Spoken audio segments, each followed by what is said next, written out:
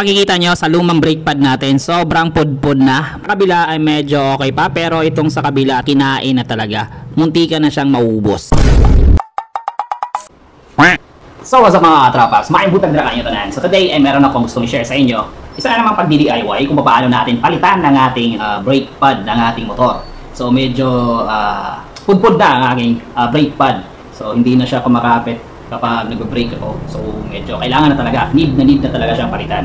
So today gusto ko i-share sa inyo kung paano bang palit ng brake pad. So ito po ang aking nabiling brake pad. So standard brake pad lang siya, hindi yung talagang genuine o quality talaga o pang matagalan na brake pad. So this is just a standard brake pad, pero at least naman is Japan quality naman ito. Iyon, i-share ko sa inyo kung paano ba step by step tanggalin at palitan yung ating brake pad. Tara, panoorin niyo po ito hanggang matapos. Let's start! Ano po yung sa likurang bahagi ng brake pad ng motor ko? So, single pack piston brake caliper po ang gamit ng caliper natin sa motor, sa likuran. So, bago natin tatanggalin yan, tatanggalin muna natin yung bolt or nut dito sa likurang bahagi na nakakabit ng caliper natin. So, gamit itong open wrench 12mm. So, dito natin yan tatanggalin. So, para maangat natin at madali na lang ang pagbaklas. So, titingnan natin ito. Sisimulan natin sa pagtanggal ng bolt dito or nut.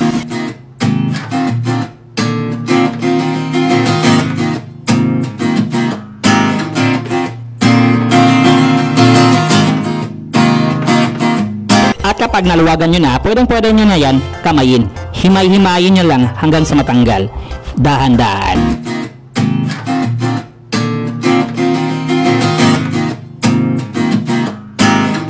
Kapag natanggal nyo na yung nut or bolt doon sa ilalim na nakakabit ng brake caliper, pwede nyo na yung hilahin pa itaas para mas papadali yung pagtanggal ng brake pad natin mga paps.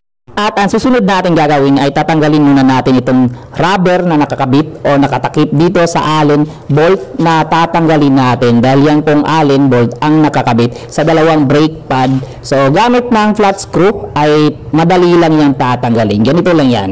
Kukunin lang natin. So yan po ang rubber cap or nakatakip sa allen bolt na tatanggalin natin. So ito naman ang susunod natin. Kukuha tayo ng allen rings para matanggal natin yung allen bolt dyan upang mas madali na lang ang pagbaklas ng dalawang brake pad na lumang brake pad natin. So ganyan lang. So ayan, makikita nyo sa lumang brake pad natin, sobrang pudpud na, muntika na siyang maubos. So nipis na juga siya, mauna ang makita nyo. Itong sa kabila ay medyo okay pa, pero itong sa kabila talaga kinain na talaga, muntika na siyang maubos. And ito naman ang ating ipapalit na bagong brake pad dyan. So ito po yun. At ang una natin ikakabit ay itong sa kaliwa. So yan po, may hook siya dyan sa ilalim. So meron siyang hook sa ilalim na ilalagay nyo lang dyan para hindi siya matanggal. So yan, i-hook mo lang dyan at iiwan. At ang susunod natin ay itong sa kanan na brake pad.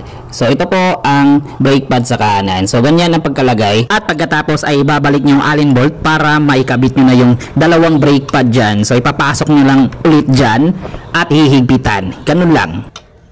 Kapag nahigpitan nyo na yung allen bolt, ibabalik nyo na itong rubber cap dyan para hindi siya mapasukan ng dumi.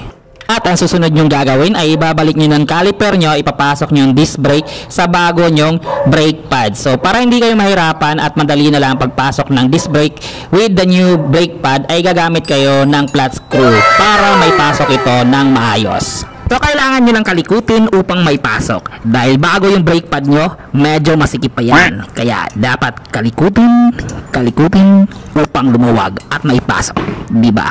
At kapag naipasok nyo na, yung bolt sa ilalim naman ang titirahin nyo at hihigpitan. At kapag nahirapan kayo sa pagpasok ulit dyan ng bolt sa ilalim, ay gagamit naman kayo ng flat screw or anything na pwede nyong hilahin at maipasok ng tama ang bolt. Then hihigpitan upang hindi na siya gagalaw. Ganun lang kasimple. At ayan po, all goods na. Itatry natin kung pipihit ba ang brake.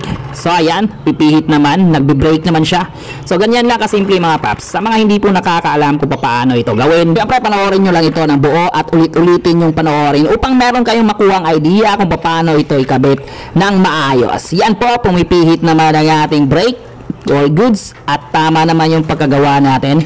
So ayan, simpleng bagay, simpleng paraan upang makatipid tayo. Ayan, at least meron tayong idea kung paano ikabit ang ating brake pad mga paps.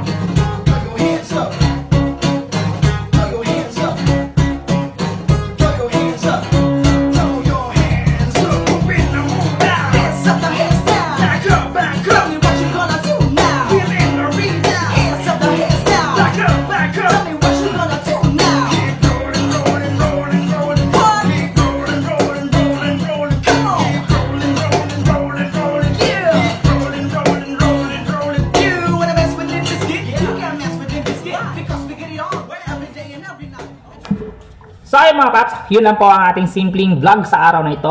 Simpleng tips, simpleng DIY kung paano natin ikabit ang ating bagong brake pad sa ating motor. Hopefully meron ako na-share sa inyo na isa namang may matutunan kayo. Simpleng pamamaraan, simpleng idea kung paano yon gawin. So once again, this is Ward Bisdak. Lagi nasasabi, always pray before you ride, ride safe always. Hanggang sa muli sa mga susunod nating vlog. At kung bago ka pa lang dito sa ating YouTube channel, please po huwag kalimutang mag-like, share, and subscribe. Then click the bell para updated kayo sa mga bago nating uploads. Hanggang sa muli, maraming salamat po. Amping takanunay para walay lumping. Peace out.